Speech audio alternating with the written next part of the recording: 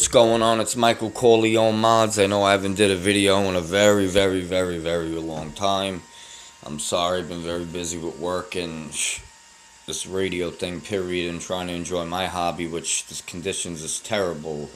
And I was saying it even 8 months ago, man. It's worse than it's been, more than anything. Right now, I'm just in, my little work shack here, where basically I do a majority of all the modifications and fixings of basically every radio, especially Icoms, Yaesus, Kenwoods, all these Cobras. This is one I just did for a customer in Tempe, Arizona. Mint 148 for him, GTL.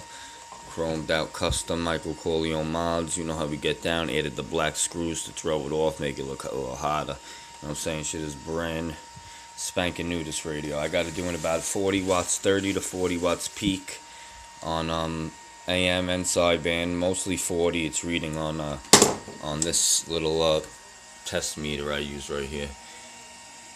Let me zoom. I don't know if it's gonna get the light out. I might have to turn whatever. It doesn't matter anyway, because I'm just gonna turn it on real quick. That's the 45 amp supply you hear going. So disregard the fan. You don't really hear it when you key up, because I don't cut limiters out. But you might even hear stuff on channel 6 just from the dummy loads. But yeah, it's working. All low, medium, bright. It's on eBay right now. Comes with the D104 M6B. I don't even know why I'm promoting this, because it's on eBay, and this is not why I actually did this video. I'm going to show you about these power supplies that are going around, which I get from a friend of mine, and I convert them into supplies. They're actually computer supplies, but by the way, there's the big old computer monitor. I got a tablet right there that we could throw on real quick, that I usually use for propagation. Actually, it is on already. There you go, right there. You know what I'm saying? Another computer here with another monitor. I got TV on while I work. What I really am going to do today is these things here. These power supplies I get from a good friend of mine, okay? They come in cases like this. These are really computer power supplies. But the amount of voltage and amperage that they hold, these little small power supplies, they're starting to get more and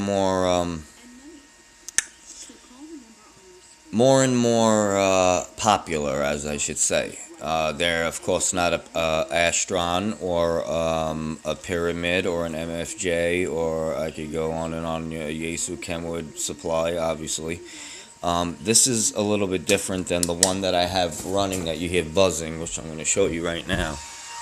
This is one I got, and I put in the Anderson power poles, and it's a 45 amp supply at 13.8 volts, not adjustable. The one I'm going to do today, and let me unplug this, because, hold on a second. That one doesn't have an on-off switch, it just has the regular 3-prong plug. Sorry about that. That's a different one. This one actually comes that you have to use the 3-prong and actually and actually splice it and add the green to these certain parts of these screw leads, which lead to the power, obviously the transformer and all that. Okay, and I get these from a bunch of dudes that I know very well. This one is a 37, I believe. It's supposed to be 35 to 37 amps, but it's adjustable, and this is what this video is really about. Mounted a fan in here because there wasn't no fan. It's very tinny. If I could try to, it's like right over your head tin. You understand what I'm saying? It's really tinny. Bottom cover, same thing, very tinny.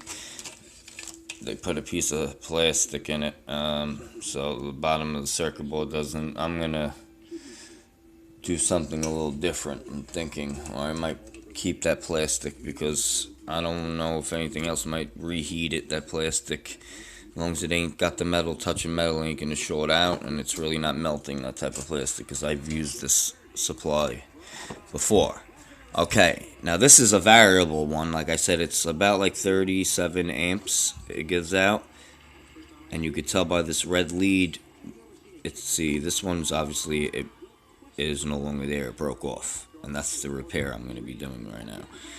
When that is in, which I'm using a simple Radio Shack Potometer, 1K ohm.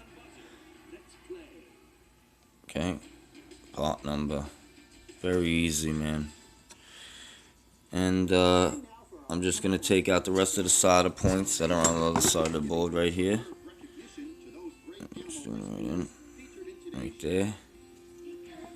These three right here, which is just the pieces of the broken potometer. And then I'm going to solder the new one in, and I'll be back. michaelcolieownmodz, the king of New York City, Staten Island.